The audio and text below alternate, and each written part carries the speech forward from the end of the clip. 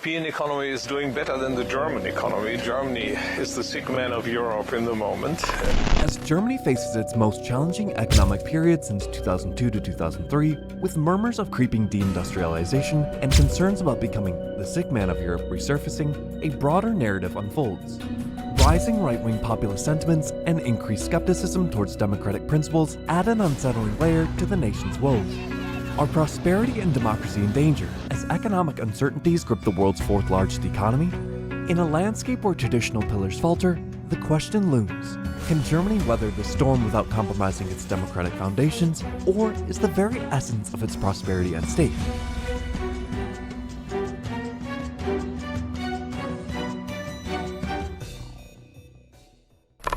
Germany, renowned for its economic prowess, finds itself at a crossroads, grappling with a confluence of challenges that extend beyond economic dimensions. As the fourth largest global economy, Germany aspires to transition into a climate-neutral powerhouse, yet obstacles hinder this vision. From bureaucratic hurdles to slow digitalization, high taxes, and a critical shortage of skilled workers, the nation faces headwinds. The energy sector, deeply entrenched in Russian gas dependency, adds a layer of complexity, resulting in soaring costs. This struggle is acutely felt in key industries, like the chemical sector, where production cuts and sales decline loom large. As Germany vies to stay competitive in the global arena, the auto industry faces a critical juncture, with electric cars dominating from China. Concurrently, Germany's economic growth ranks alarmingly low among the world's largest economies, signaling a broader issue. Beyond economic woes, a disconcerting societal shift is evident.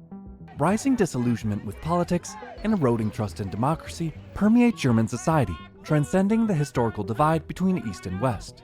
The pervasive mood is one of darkness, fueled by multiple crises: the pandemic, the conflict in Ukraine, energy crises, and inflation. A staggering 80% of Germans harbor concerns about the future, a sentiment attributed to the compounding effects of these crises. The German government, beset by internal disagreements, faces widespread dissatisfaction, with the coalition falling short of expectations. The right-wing Alternative for Germany, AfD, bordering on extremism, gains traction amidst this discontent. We know that the AfD is already quite popular nationwide in Germany, and it's important to stand up against fascism, against anti-democratic ideas, against Nazi ideas. Ranking high in surveys, particularly in Eastern Germany. Economic researchers caution that a further shift to the right could deter investors, exacerbating the economic downturn. The alarming acceptance of right-wing attitudes, with over 8% expressing extremist views, poses a threat to the democratic fabric. History could repeat itself if the situation doesn't improve. I wasn't born then, but it could happen again if it goes on like this. As Germany navigates this treacherous terrain, the question looms: how can the rising tide of right-wing populism be effectively countered to safeguard both economic stability and democratic principles? In the month of May, the economic giant officially slipped into a recession, and recent numbers reveal that the situation hasn't improved much. Germany experienced 0% growth in the second quarter of 2023. The German economy shrank over last year, that's according to fresh government data. This has reignited a label not heard since 1998, the sick man of Europe.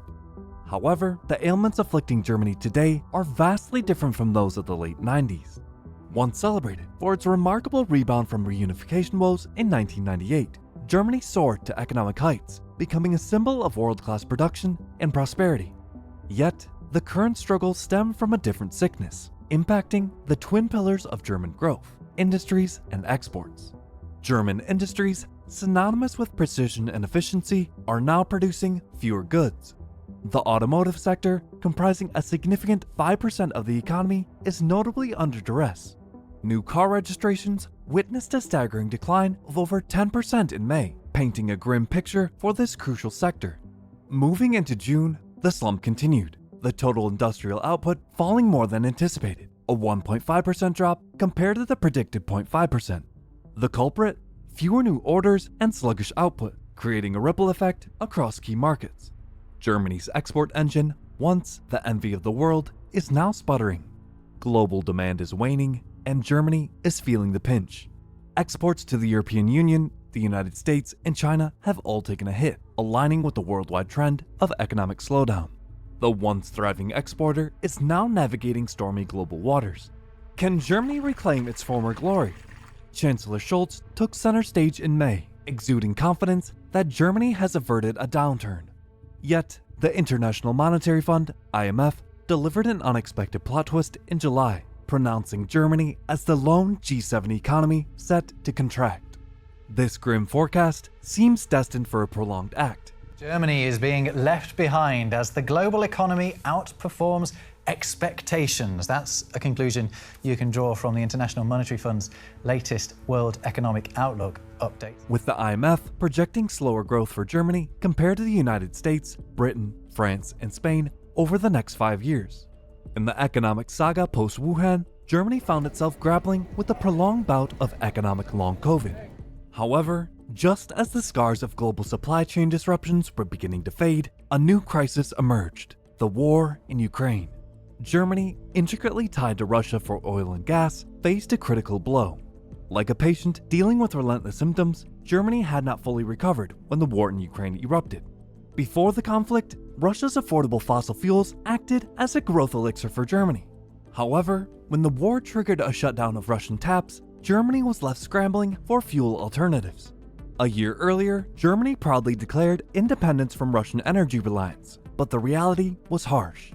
The alternatives, though diverse, were pricier than the Russian imports, setting the stage for an energy inflation dance. The Nord Stream pipelines, direct conduits from Russia to Germany, were disrupted, adding a costly twist to Germany's energy narrative. As Germans faced the prospect of paying more, a ripple effect emerged: energy inflation, a burgeoning cost of living crisis, leading to tightened purse strings and reduced consumption. The repercussions extended beyond households. Government expenditures saw a decline, reflecting in Germany's falling GDP. The domino effect continued its descent, evident in the current farmer and rail protests. Welcome to the day. We start here in Berlin, where thousands of tractors and trucks have converged on the German capital as angry farmers protest against cuts in agricultural subsidies and increasing regulation. Fuel subsidies slashed, farmers voiced their discontent, claiming crop cultivation was now unsustainable. The government, seemingly unmoved, set the stage for the next cascade of economic challenges, transforming the economic narrative into a captivating and uncertain tale with each falling domino.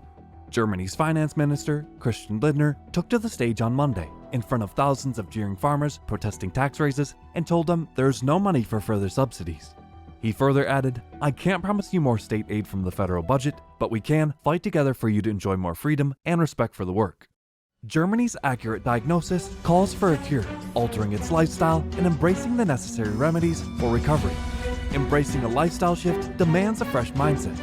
Rather than blind faith in market forces, a nuanced perspective recognizes the government as both a potential challenge, bureaucracy, and a solution to issues beyond market capabilities.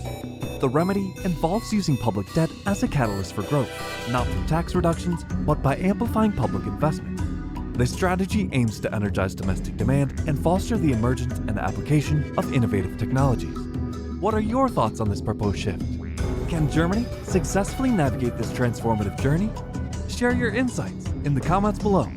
Meanwhile, show some love by hitting the like button and subscribing for more compelling content. Your support keeps us going.